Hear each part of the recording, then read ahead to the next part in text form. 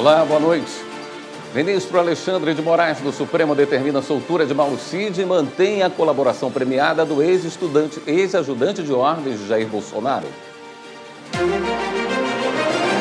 Ações que pedem a cassação do senador Sérgio Moro são remetidas ao Tribunal Superior Eleitoral. Concurso Nacional Unificado, conhecido como Enem dos Concursos, é adiado em razão das fortes chuvas no Rio Grande do Sul. STF define critérios para ações judiciais de candidatos aprovados fora das vagas do edital do concurso. Conselho Nacional de Justiça decide que audiências de renegociação de dívidas vão poder ser realizadas pelos PROCONs de todo o Brasil. Supremo agora tem perfil no LinkedIn, a maior rede social com conteúdo profissional do mundo. Jornal da Justiça desta sexta-feira, 3 de maio, começa agora.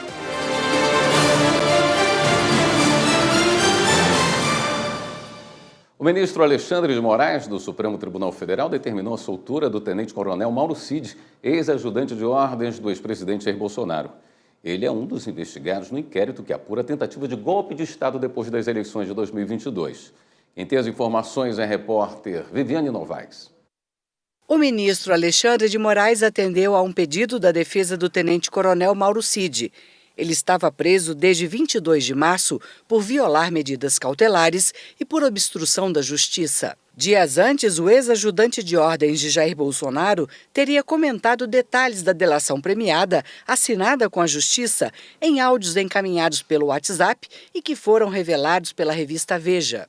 Na decisão em que concedeu liberdade provisória ao tenente-coronel, o ministro destacou: em virtude das declarações do colaborador Mauro César Barbosa Cid em audiência no Supremo Tribunal Federal, bem como dos seus novos depoimentos perante a Polícia Federal e do resultado apresentado na busca e apreensão, apesar da gravidade das condutas, nesse exato momento, não estão mais presentes os requisitos ensejadores da manutenção da prisão preventiva, afastando a necessidade da atual restrição da liberdade de ir e vir.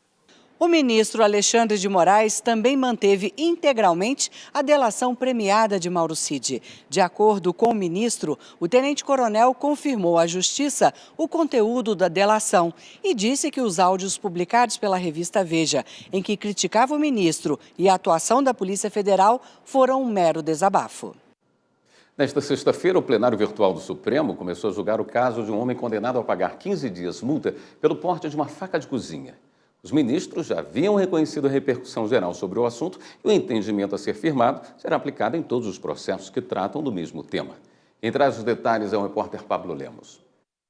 O ministro Edson Fachin é o relator do caso no plenário virtual da Suprema Corte. No julgamento, que começou nesta sexta-feira, ele votou pela absolvição do rapaz. O homem tinha sido condenado a pagar 15 dias multa pelo porte de uma faca de cozinha. Ao julgar o assunto, a Justiça de São Paulo entendeu que a Lei das Contravenções Penais, que impede carregar arma fora de casa sem licença da autoridade, está em plena vigência e não foi revogada pelo Estatuto do Desarmamento, que trata apenas de armas de fogo. Mas a Defensoria Pública do Estado afirmou ao Supremo, entre outros motivos, que a Lei das Contravenções seria carente de regulamentação por ela mesma exigida. O caso submetido à Suprema Corte ganhou repercussão geral. Isso significa que a decisão do plenário virtual do STF sobre o assunto será válida para todos os processos sobre o mesmo tema. Ao analisar o caso em questão, o ministro Fachin destacou que, ainda que fosse possível fixar que o objeto que portava tinha potencial para constituir-se em uma arma, essa leitura dos fatos alça um nível de insegurança, pelas possíveis divergências interpretativas, quiçá arbitrário e excessivo, o que é inaceitável para os padrões da legalidade e taxatividade penal. E acrescentou que não pode o Estado exigir algo sem que institua as condições para que as exigências sejam atendidas, o que não é a hipótese dos autos, na medida em que o ato regulamentador que o tipo contravencional requer, cuja competência privativa pertence à União, ainda não foi editado, conforme os esclarecimentos já registrados neste voto. Para Fachin, é impossível aplicar entendimentos previstos na Lei das Contravenções Penais até que a regulamentação seja concluída. O Supremo Tribunal Federal está no LinkedIn, a maior rede social profissional do mundo. Na página do STF do LinkedIn, os usuários encontram publicações sobre boas práticas e ações envolvidas na Suprema Corte. Quem conta a novidade é a repórter Amanda Mustafa. São mais de 1 bilhão de usuários ativos no LinkedIn que agora podem se conectar ao perfil do STF e receber informações relevantes sobre o trabalho do Supremo Tribunal Federal. Um ambiente para fazer networking e criar conexões de interesse profissional. Um espaço para o público externo com conteúdos exclusivos ligados à corte e interno, onde também é possível encontrar pessoas que estão no Supremo, conectar-se com colegas de trabalho e compartilhar experiências. E já está no ar o perfil do STF. O endereço é lnk.bio/Supremo Tribunal Federal. O perfil foi lançado nesta quarta-feira e já tem quase 60 mil seguidores. A página vai trazer publicações sobre boas práticas, sobre as ações desenvolvidas no STF e informações para quem atua ou deseja atuar na Suprema Corte. Além de prestação de serviços sobre a atividade jurisdicional, os eventos, transmissões online e as publicações produzidas pelo STF. O Conselho Nacional de Justiça atualizou uma recomendação de 2021 que trata dos mecanismos de prevenção e tratamento do superendividamento. Ficou definido que as audiências de renegociação de dívidas vão poder ser realizadas pelos PROCONs de todo o Brasil. Rocine Gomes traz os detalhes. A definição foi tomada durante a 6ª sessão virtual de 2024 e contou com o apoio do Ministério da Justiça e Segurança Pública. O objetivo é aperfeiçoar o fluxo relacionado à solução das grandes dívidas por parte dos consumidores. Outra novidade do ato normativo diz respeito ao envolvimento do CNJ na rede permanente de renegociação de dívida. Os acordos vão poder ser homologados pelo juiz coordenador do SEJUSC, o Centro Judiciário de Solução de Conflitos e Cidadania de cada localidade. Para isso, cada tribunal deve indicar ao CNJ os SEJUSCs que vão ficar responsáveis por homologar os acordos firmados nos PROCONs. Já está em vigor uma nova determinação do Conselho Nacional de Justiça para melhorar as notificações dos cartórios ao Conselho de Controle de Atividades Financeiras sobre movimentações suspeitas. A comunicação faz parte das normas de prevenção de crimes como lavagem de dinheiro. Reportagem Carolina Chaves. O provimento 161 do Conselho Nacional de Justiça altera o Código Nacional de Normas da Corregedoria Nacional de Justiça, que fiscaliza e normatiza o Poder Judiciário sobre atos praticados pelos cartórios. A nova regra muda os critérios para o relato ao Conselho de Controle de Atividades Financeiras, COAF, de atividades consideradas suspeitas. A norma exige que os cartórios tenham mais rigor e transparência na análise dessas operações. O provimento aumentou de 30 para 100 mil reais o valor mínimo de movimentação financeira em espécie ou doação de imóvel que deve ser comunicada de forma obrigatória. As operações consideradas suspeitas devem ser fundamentadas pelos cartórios e as comunicações de não ocorrência de operações suspeitas devem ser feitas somente uma vez ao ano, até 31 de janeiro. Antes, esse relatório era enviado 2 vezes ao ano. As informações são usadas no combate a crimes de lavagem de dinheiro, financiamento ao terrorismo e proliferação de armas de destruição em massa. Com a mudança na norma, a Corregedoria Nacional pretende simplificar o processo para tornar esse combate mais efetivo e evitar o acúmulo de informações desnecessárias que muitas vezes podem atrapalhar a apuração. A seguir, o concurso nacional unificado, conhecido como o Enem dos concursos, é adiado em razão das fortes chuvas no Rio Grande do Sul. E ainda nesta edição, o Dia Mundial da Liberdade de Imprensa e os números do assédio contra os profissionais da área. Até já!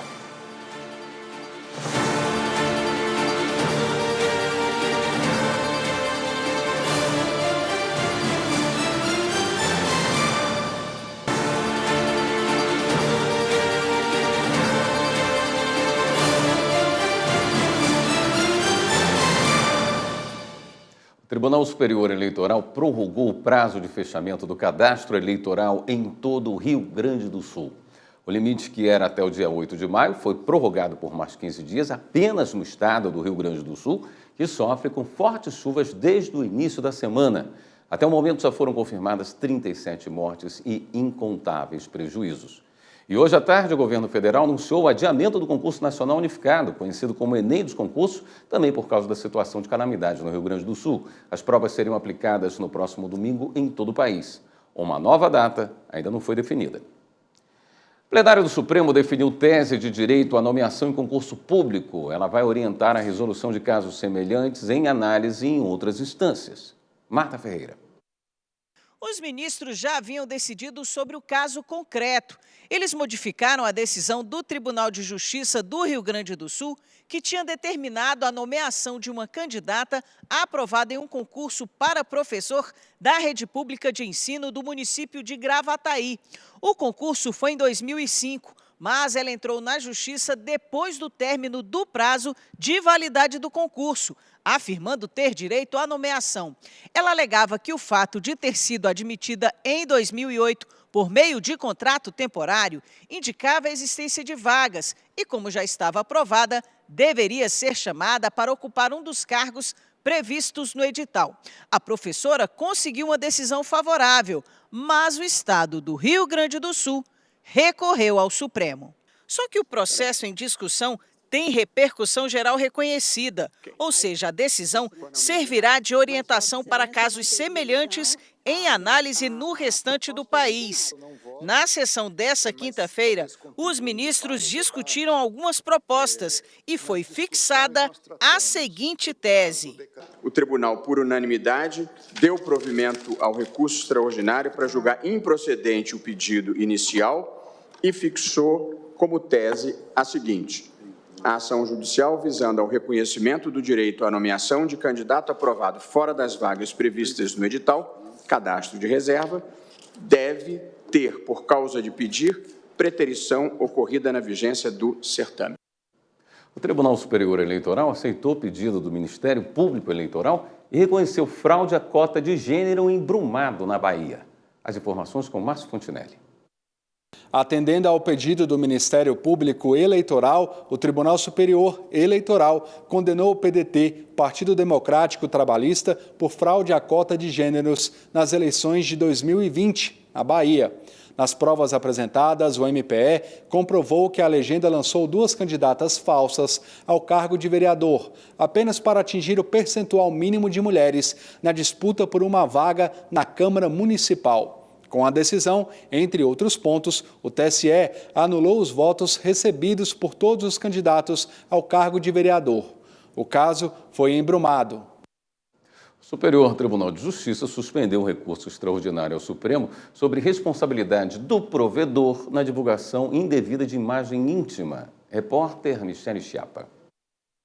Em recurso especial julgado pela 3ª turma sobre vazamento de imagens sensuais que foram produzidas por modelo para fins comerciais, o colegiado entendeu que a situação não poderia ser equiparada ao disposto no artigo 21 do Marco Civil, que prevê a possibilidade excepcional de remoção do conteúdo ofensivo mediante simples notificação da vítima. Na ocasião do julgamento, o relator à época, ministro Paulo de Tarso Sanseverino, frisou que modelo que tem fotos sensuais divulgadas de forma pirata não pode ser equiparada à vítima que teve imagens íntimas publicadas sem consentimento. Essa exposição ampla e vexatória exige a remoção mais rápida do conteúdo, pois viola o direito fundamental à intimidade. No entanto, em recurso extraordinário, a parte alegou que a 3ª turma não observou a proteção constitucional à vida privada, à honra e à imagem das pessoas, além de não ter considerado os direitos autorais da pessoa exposta. O vice-presidente do Superior Tribunal de Justiça, ministro Og Fernandes, sobrestou a tramitação de recurso extraordinário que discute a responsabilidade do provedor de internet no caso de divulgação indevida de imagens íntimas produzidas com finalidade comercial. A decisão foi foi em razão de 2 temas com repercussão geral reconhecida e que ainda não foram julgados pelo Supremo Tribunal Federal. O 533, que discute o dever da empresa que hospeda o site de fiscalizar o conteúdo publicado e retirá-lo do ar quando considerado ofensivo sem a intervenção do judiciário. E o tema 987, que trata da constitucionalidade do artigo 19 do Marco Civil da Internet, prevendo a necessidade de prévia ordem judicial de exclusão de conteúdo para haver a responsabilização civil de provedores. Assim, será necessário aguardar a análise do mérito dos temas pelo STF para o juízo de admissibilidade do recurso extraordinário. E a 5ª turma do STJ decidiu que é possível penhorar parte do pecúlio recebido pelo preso para pagar multa fixada na sentença. Quem explica é a repórter Liamara Mendes.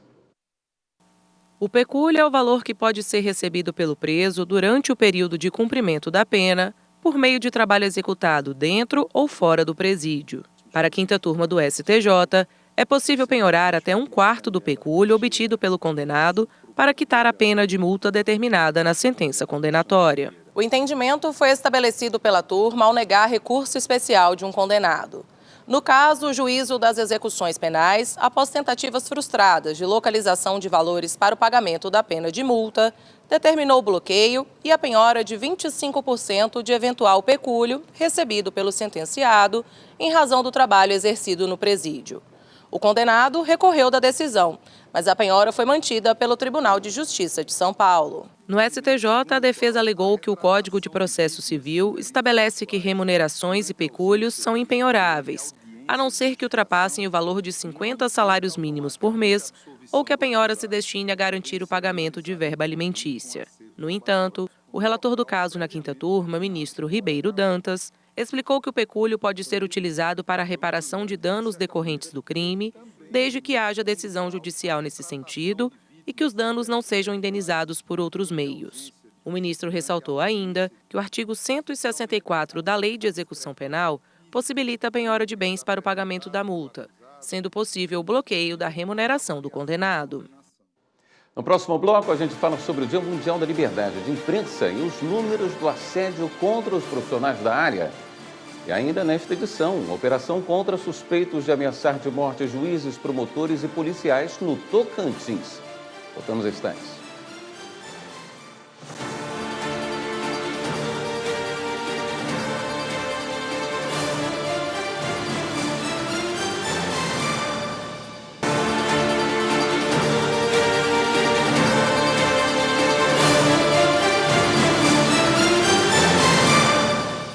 Hoje, 3 de maio, é o Dia Mundial da Liberdade de Imprensa.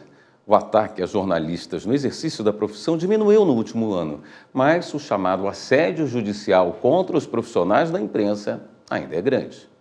As ações contra jornalistas são intimidatórias e o Supremo Tribunal Federal tem repudiado qualquer forma de censura e violência no exercício da liberdade de imprensa, como mostra Carolina Chaves.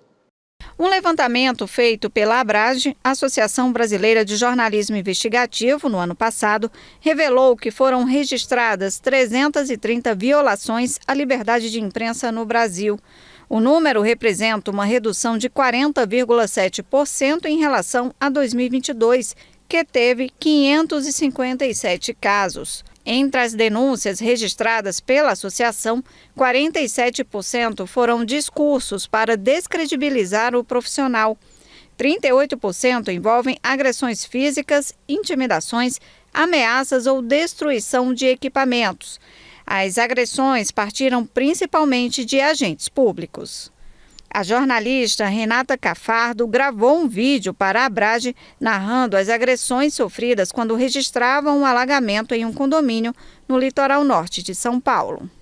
E as pessoas saíram dentro do condomínio, vieram perguntando quem eu era. Depois disso, uma confusão começou, com ataques também ao fotógrafo do jornal.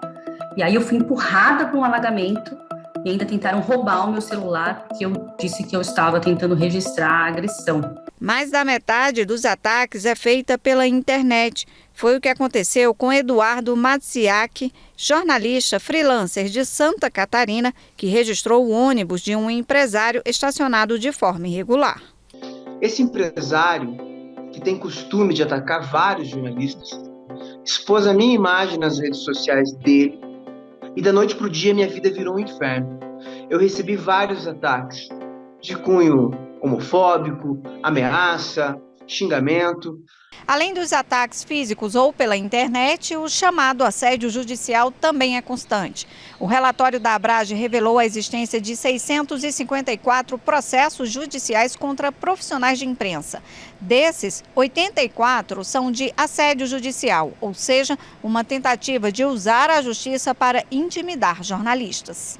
A Associação Brasileira de Imprensa ajuizou no Supremo Tribunal Federal uma ação para contestar o emprego abusivo de processos judiciais que pedem reparação de danos materiais e morais com o intuito de impedir a atuação livre de jornalistas e órgãos de imprensa. O julgamento deve ser retomado com voto vista do presidente do STF, ministro Luiz Roberto Barroso.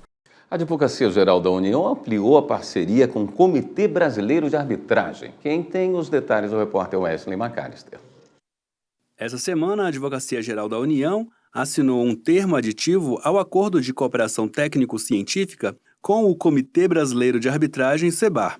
Agora, a parceria inclui o Núcleo Especializado em Arbitragem, o NEA, vinculado à Consultoria Geral da União, órgão responsável pelo assessoramento jurídico da administração direta do Executivo Federal. O primeiro acordo entre a AGU e o CEBAR foi assinado em novembro de 2023 pela Equipe Nacional Especializada em Arbitragem da Procuradoria-Geral Federal, órgão responsável por representar as autarquias e fundações públicas federais. A iniciativa deve promover projetos que democratizem e qualifiquem discussões sobre arbitragem e outros métodos extrajudiciais na resolução de conflitos. Eu acho que nós temos aqui uma oportunidade de reforçar algo que a minha administração tem se dedicado já há algum tempo. Quando nós falamos que é preciso materializar a segurança jurídica como um valor fundamental, eu digo que passa por aqui.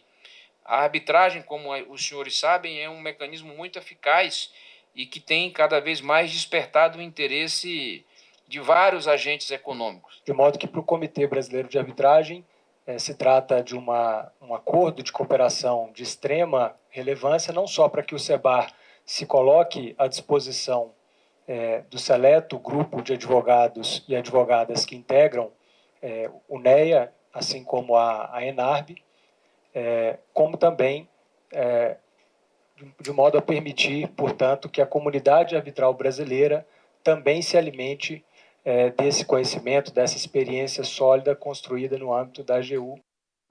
O Superior Tribunal de Justiça vai promover uma audiência pública para discutir a possibilidade de penhora de imóvel com financiamento garantido por alienação fiduciária. As informações com Marina Campos. A segunda sessão do Superior Tribunal de Justiça vai realizar no dia 3 de junho, às 2h da tarde, uma audiência pública para discutir se durante a execução de débitos condominiais pode ser feita a penhora de imóvel com financiamento garantido por alienação fiduciária. A audiência foi determinada pelo ministro Antônio Carlos Ferreira, relator de um recurso especial que, embora não tenha sido qualificado como repetitivo, foi afetado pela quarta turma à segunda sessão para pacificação do tema no STJ.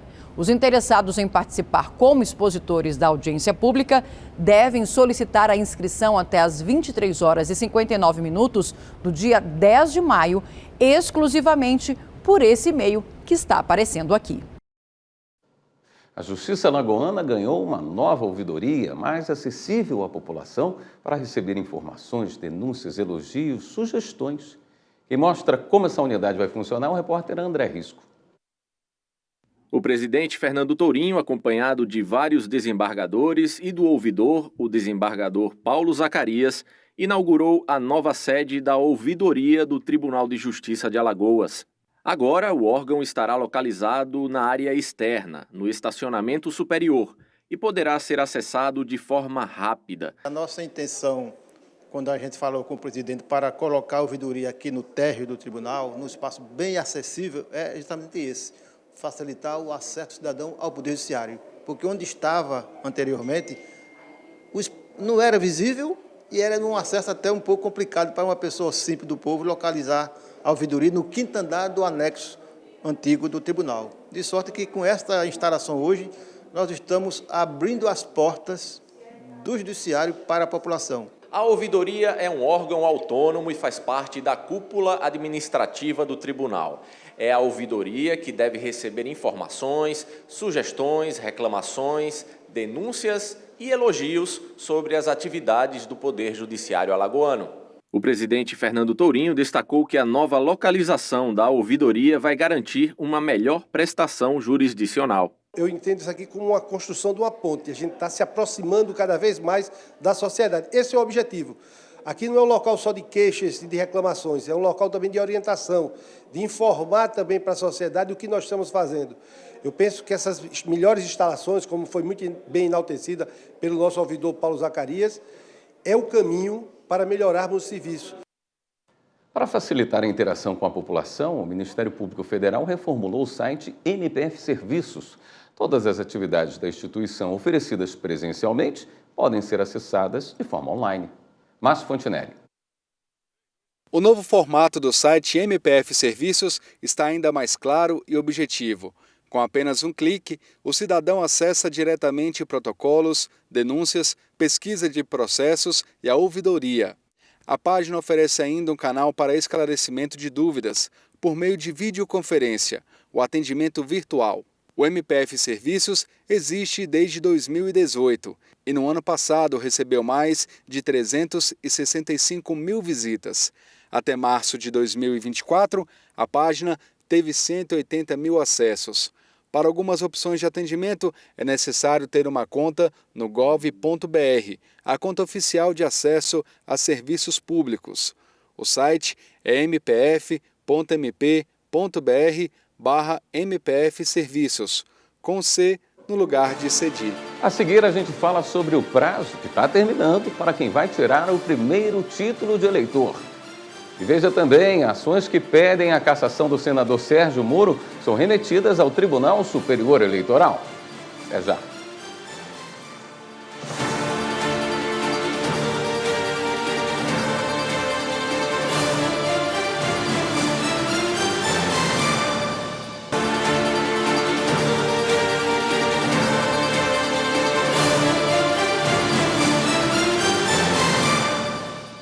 Está na hora de regularizar a situação eleitoral e tirar o primeiro título. O prazo vai até o dia 8 de maio. Repórter Viviane Novaes foi até um cartório e conta os detalhes. O prazo está ficando apertado para quem precisa regularizar a situação eleitoral ou tirar o primeiro título, 8 de maio. Os cartórios e postos eleitorais já registram um movimento bem maior do que no início do ano. A estudante Luana Pires votou pela primeira vez nas eleições de 2022, mas agora veio fazer a biometria. Porque é mais fácil, né? Mais rápido também chegar lá, colocar a biometria. É isso, por isso. Os jovens a partir de 15 anos, que terão 16 até o dia 6 de outubro, data das eleições municipais, podem tirar o título. Nos 2 primeiros meses deste ano, quase 900 mil pessoas procuraram a Justiça Eleitoral para essa finalidade. Mas vale lembrar que o voto só se torna obrigatório a partir dos 18 anos. Antigamente, o cidadão era obrigado a ir a um cartório ou posto eleitoral para ter acesso a algum serviço. Hoje, quase tudo pode ser feito ou adiantado pelo site ou pelo aplicativo da Justiça Eleitoral. O eleitor só será chamado se precisar usar as digitais para fazer a biometria. Pela internet, o eleitor pode dar entrada no pedido do primeiro título, atualizar os dados do cadastro, incluir a identidade de gênero e o nome social, pedir a transferência de domicílio eleitoral, solicitar a sessão acessível em caso de deficiência ou mobilidade reduzida. O chefe de cartório eleitoral, Marcos Santiago, dá um conselho ao eleitor: não deixar para regularizar a situação na última hora. Deixando para a última hora, sempre fica um volume muito grande de atendimento. Então, aquelas pessoas que adiantam, que vêm mais cedo, procurar a sua regularização, tem um atendimento bem mais célere. Sendo que, se deixar para a última hora, sempre o volume, a demora, ela fica realmente extremamente grande, né? Então, assim, para o próprio conforto do eleitor, a melhor coisa que tem a fazer é vir o mais rápido possível à Justiça Eleitoral para regularizar a sua situação. A gente lembra aqui que esse prazo vale para todo o país, exceto para o Rio Grande do Sul. Como nós falamos no início do jornal, em razão das fortes chuvas no estado, o TSE prorrogou por 15 dias o prazo de fechamento do cadastro eleitoral em todos os municípios gaúchos. A Justiça do Rio de Janeiro condenou o vereador de Volta Redonda, Wander Temponi Faria, a 25 anos de prisão e a perda do mandato na Câmara Municipal pela prática conhecida como rachadinha. Os detalhes com Amanda Mustafa. Wander Temponi e outros 2 servidores públicos foram denunciados pelo Grupo de Atuação Especializada de Combate ao Crime Organizado do Ministério Público do Rio em junho de 2023 pelos crimes de peculato, lavagem de dinheiro e usurpação de função pública. Cada servidor denunciado foi condenado a 13 anos de prisão. A pedido do MP, foi determinado que Wander Temponi devolva R$105 mil aos cofres públicos, enquanto seus assessores, R$61 mil e R$13 mil. Uma multa foi determinada como dano moral ao município no valor de R$1 milhão para os 3. A investigação identificou pelo menos 47 ocorrências de repasses de servidores ao vereador entre janeiro de 2021 e julho de 2022. O documento encaminhado à Justiça aponta que o vereador praticou por diversas vezes o delito de lavagem de dinheiro com o intuito de ocultar e dissimular a origem dessas remunerações que eram desviadas. Justiça mantém sentença que obriga a FUNAI a pagar a indenização de R$10 milhões a indígenas no Mato Grosso. Força de Combate ao Crime Organizado faz operação contra suspeitos de ameaçar de morte juízes, promotores e policiais no Tocantins. TRE do Paraná envia ao Tribunal Superior Eleitoral ações que pedem a cassação de Sérgio Moro. Vamos conferir os destaques de hoje. O Tribunal Regional Eleitoral do Paraná enviou ao TSE os processos que pedem a cassação do mandato e inelegibilidade do senador Sérgio Moro, do União Brasil. As ações argumentam que o político cometeu abuso de poder econômico na campanha eleitoral de 2022. Em abril, o TRE concluiu o julgamento dos processos e decidiu, por 5-2, manter Sérgio Moro no cargo, mas os autores das ações recorreram da decisão. O Tribunal Regional Eleitoral do Rio de Janeiro condenou por maioria o deputado estadual Rodrigo Martins de Amorim, do União Brasil, pelo crime de violência política de gênero contra a vereadora de Niterói, Beni Brioli, do PSOL, em 2022. A pena de 1 ano e 4 meses em regime aberto foi convertida em prestação de serviço para a entidade que atende pessoas em situação de rua e pagamento de 70 salários mínimos. A Força Integrada de Combate ao Crime Organizado no Tocantins fez hoje uma operação para desarticular uma organização criminosa que planejava matar agentes e autoridades do Estado na região de Dianópolis. Entre os alvos da organização estavam um juiz, um promotor de justiça e policiais militares e penais.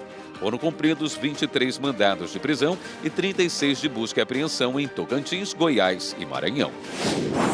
O Tribunal Regional Federal da Primeira Região negou por unanimidade o recurso da FUNAI e manteve a sentença que determina o pagamento de R$10 milhões por danos morais ao povo indígena Terena, no Mato Grosso, além de provimento dos recursos necessários para a aquisição de terras para instalação da comunidade.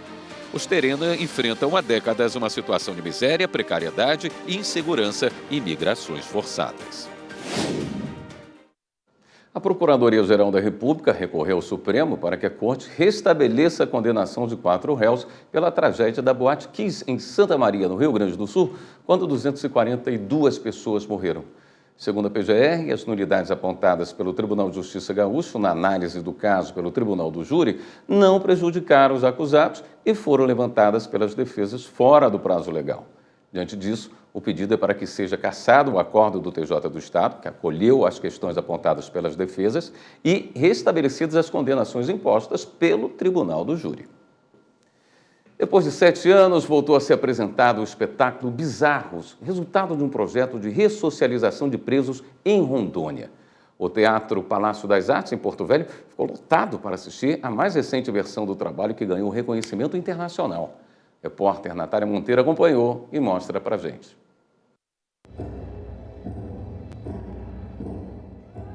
Das grades aos palcos.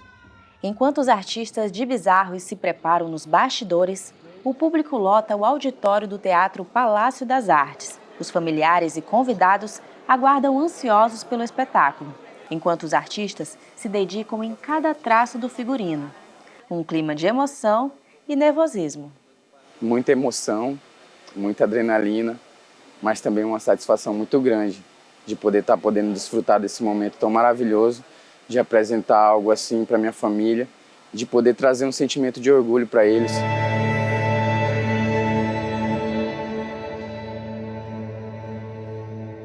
O espetáculo Bizarros não é apenas uma peça teatral, mas um símbolo de ressocialização e reinserção social. Um enredo de Rondônia com reconhecimento mundial. Mas a história do Bizarros, ela é gigante também. Já teve em vários estados do país, já se apresentou para mais de 150 mil espectadores. Então, tem uma trajetória já reconhecida. E nós, do Tribunal de Justiça, o presidente do Tribunal de Justiça, ele nos apoia integralmente nesse projeto. E nós, do Judiciário, então, encampamos essa ideia e damos integral apoio. O processo de montagem dessa turma começou muito antes das cortinas se abrirem, com as audições realizadas dentro das próprias unidades prisionais. Mas eu costumo dizer que cada grupo que chega é novo para mim. E a experiência, né, desde as audições no 603, tanto no Guaporé, quando eu vou lá e revisito os registros, né, desde o início, quando começamos no banho de sol, os caras todos careca e tal, eu falo, meu Deus, onde nós chegamos, né? Há 2 décadas, o espetáculo Bizarros tem desafiado as barreiras do sistema prisional, trazendo mais esperança e transformando vidas através da arte. É ali, ó, nos palcos, que os artistas revelam o que acontece no mundo do crime. O espetáculo Bizarros é um exemplo de dedicação, talento e superação. Essa iniciativa pioneira conta como parceiros a Associação Cultural e de Desenvolvimento do Apenado em Egresso, o Tribunal de Justiça de Rondônia, a Secretaria de Estado da Justiça e o Ministério Público. Cada apresentação é mais do que um simples espetáculo teatral. Nós conseguimos entender que as pessoas privadas de liberdade conseguem canalizar essa energia antes, canalizada para questão errada, e hoje utilizada para reinserção social, utilizada para capacitação profissional, utilizada para que consiga ver o mundo e tenha uma perspectiva de futuro muito melhor do que se tinha antigamente, é realmente emocionante. Após a apresentação, o tão esperado reencontro familiar.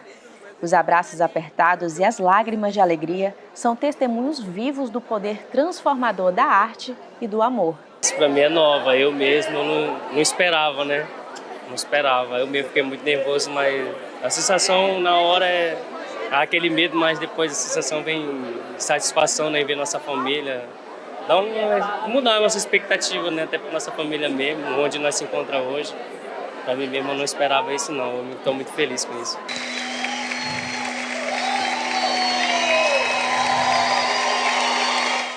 A seguir, presidente Lula indica advogado para a vaga de ministro do Tribunal Superior do Trabalho. E ainda a caravana do Judiciário de Mato Grosso que levou serviços de saúde, cidadania e justiça à população ribeirinha do estado. Voltamos já.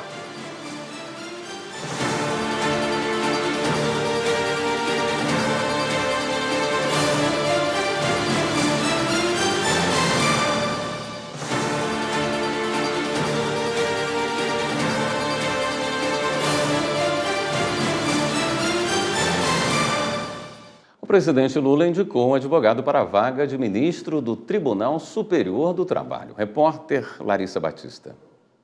O presidente da República, Luiz Inácio Lula da Silva, indicou o advogado Antônio Fabrício de Matos Gonçalves para ocupar a vaga de ministro do tribunal. A vaga é destinada à advocacia no 5º Constitucional. Antônio Fabrício de Matos Gonçalves fazia parte da lista tríplice aprovada pelo Pleno do TST no dia 22 de abril, para preencher a vaga aberta com a aposentadoria do ministro Emanuel Pereira, em outubro de 2022. O advogado será agora sabatinado pela Comissão de Constituição e Justiça do Senado e, em caso de aprovação, a indicação será submetida ao plenário da Casa. A Constituição Federal estabelece que 1/5 das vagas do tribunal é destinado a integrantes das carreiras da advocacia que integram a Ordem dos Advogados do Brasil e o Ministério Público do Trabalho.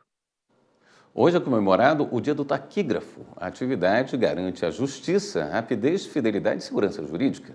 E você sabe o que faz um taquígrafo? Vamos conferir na reportagem de Kátia Matos. Se olharmos para esse bloco cheio de sinais geométricos, não é possível entender nada do que está escrito aqui. No entanto, apenas um desses símbolos pode representar uma frase inteira. Essa é a taquigrafia, uma técnica milenar que permite escrever em tempo real todas as falas de um ambiente. A taquigrafia ela vai capturar exatamente aquilo que foi mencionado e dito pela pessoa que toma parte num determinado processo legislativo, judicial, administrativo. Aqui no Tribunal de Justiça de Minas Gerais, 31 servidores são taquígrafos. São aqueles que ficam bem no centro, anotando tudo. Uma posição estratégica para não perder nenhuma fala. Os profissionais fazem o apanhamento taquigráfico das reuniões da presidência, do órgão especial, do Conselho da Magistratura, das audiências e das sessões das câmaras cíveis e criminais. A taquigrafia, ela registra tudo que acontece numa sessão de julgamento. E exige muita atenção e agilidade do taquígrafo na hora de escrever. Numa sessão existem conversas paralelas, debates, tosse. Os taquígrafos contam também com o auxílio do gravador. A taquigrafia utiliza os gravadores porque é mais uma fonte de segurança e arquivamento da gravação dessa sessão. Tudo que eles ouvem deve ser documentado com a máxima fidelidade. A reprodução é feita a lápis, com sinais gráficos que representam os sons. Aqui não há preocupação com a grafia certa das palavras. Não importa se a palavra é com U, com L, o que importa é o som. Para não sobrecarregar ninguém, o trabalho é alternado com o colega a cada 10 minutos. Quando termina a sessão, os taquigramas, aqueles sinais anotados no bloco, são transcritos para a língua portuguesa no computador. Cada servidor faz o apanhamento taquigráfico com lápis e papel, juntamente com o gravador. E um outro setor do tribunal, que é a SECONS, eles gravam toda a sessão também. E quando o servidor ele retorna aqui para a central, ele já inicia o trabalho da transcrição dessas notas para poder produzir essas notas taquigráficas. A taquigrafia surgiu na Grécia Antiga. Os primeiros sinais foram encontrados em uma placa de mármore do século IV a.C. Aqui no Brasil, o método foi instituído oficialmente no dia 3 de maio de 1823 para transcrever a primeira Assembleia Constituinte. Durante 4 dias, a caravana do Judiciário de Mato Grosso levou serviços de saúde, cidadania e justiça à população ribeirinha do estado. Foram feitos mais de 10 mil atendimentos. E quem conta pra gente é Carlos Celestino.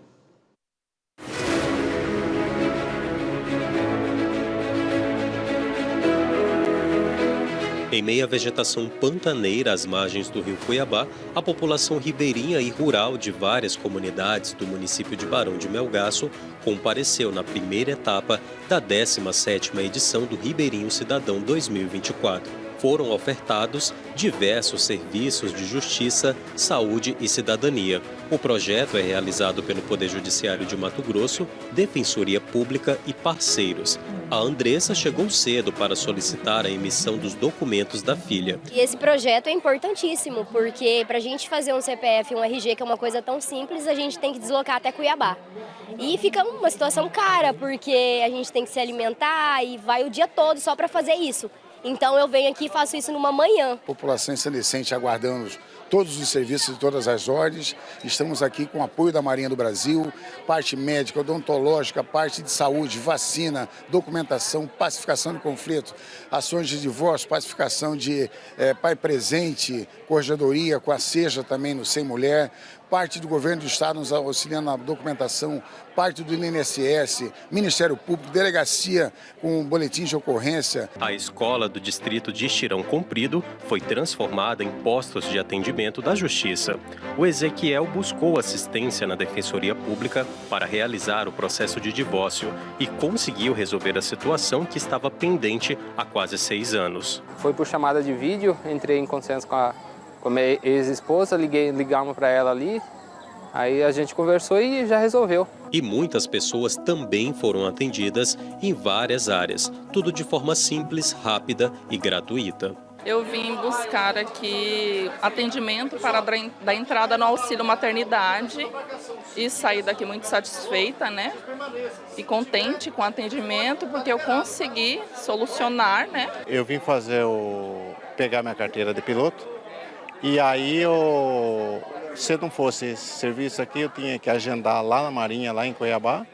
Aí eu tinha que procurar uma pessoa que conhecia mais para mim e me levar lá para me fazer o serviço. E o serviço aqui, sendo aqui, é fundamental, é muito importante. O navio de assistência hospitalar da Marinha do Brasil, parceiro há 12 anos do Ribeirinho Cidadão, prestou atendimento odontológico e consultas médicas. Ontem eu vim, fiz o tratamento com o dentista, aí hoje voltamos, fizemos o tratamento com o clínico geral. Ao longo do ano, elas têm muita dificuldade de acesso aos serviços públicos. Então, quando a gente faz essa concentração de parceiros trazendo esses serviços aqui para a comunidade, ele é extremamente importante para o atendimento das necessidades locais. O Jornal da Justiça fica por aqui. Na sequência, você acompanha o programa Artigo 5º, que vai falar sobre poliamor. E na Rádio Justiça, fique com a Voz do Brasil. Obrigado pela companhia, um bom fim de semana para você.